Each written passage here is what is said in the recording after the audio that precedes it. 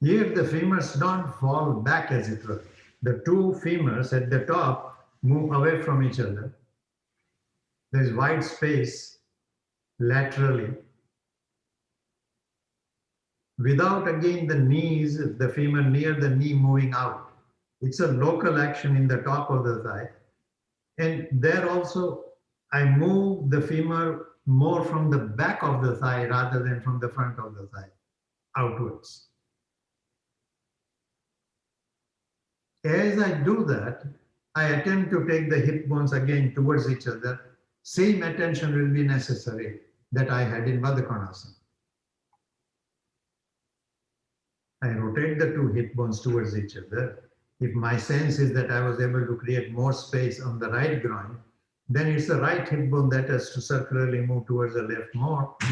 The left does not move as much towards the right. And in so doing, once again, our attempt is to try and create as much wide space equally on the two sides of the sacrum. Once I become familiar with that particular movement, that particular sensation, then I want to see the same kind of space in the front of the sacrum.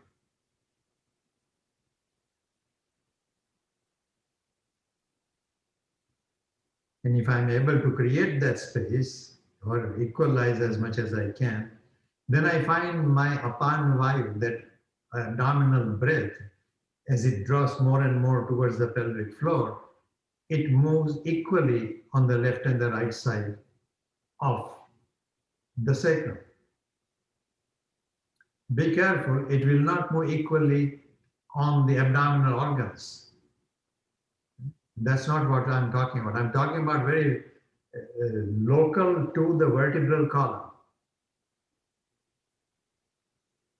The bone structure can be symmetrical. Organic body is not symmetrical. Fortunately, you have only one stomach. I wish I had two, but I don't. Okay. Having some sense of humor like that also affects your breath. You can sense the breath more readily. Find that breath in the front of the sacrum. And then if you can trace it even further down from the sacrum to the front of the tailbone.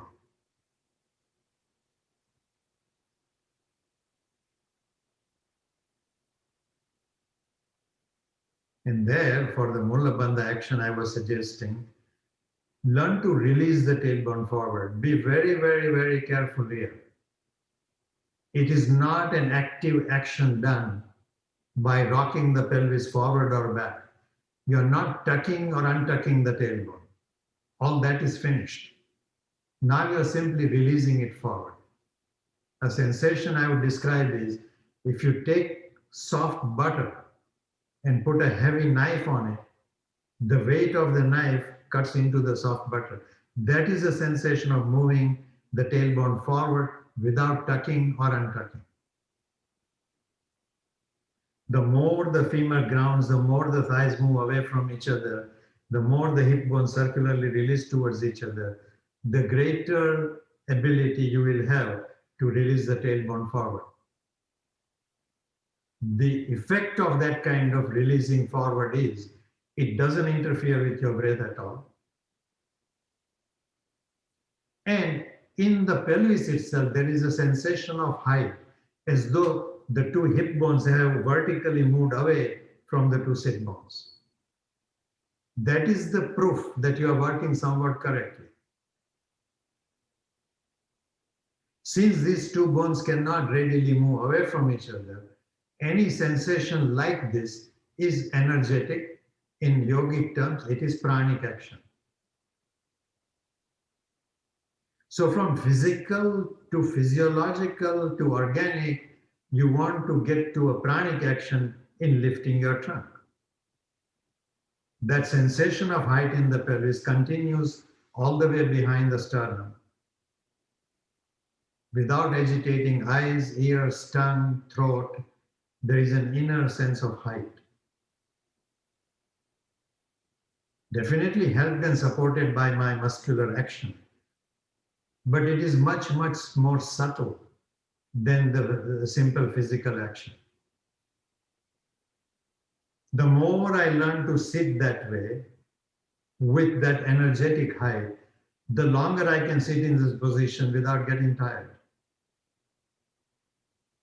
When Lord Patanjali talks of effortless effort, I believe this is what he's referring to. Effort is necessary to create a foundation. But if that is properly used, the prana energy holds you. And you can therefore stay much longer in the position.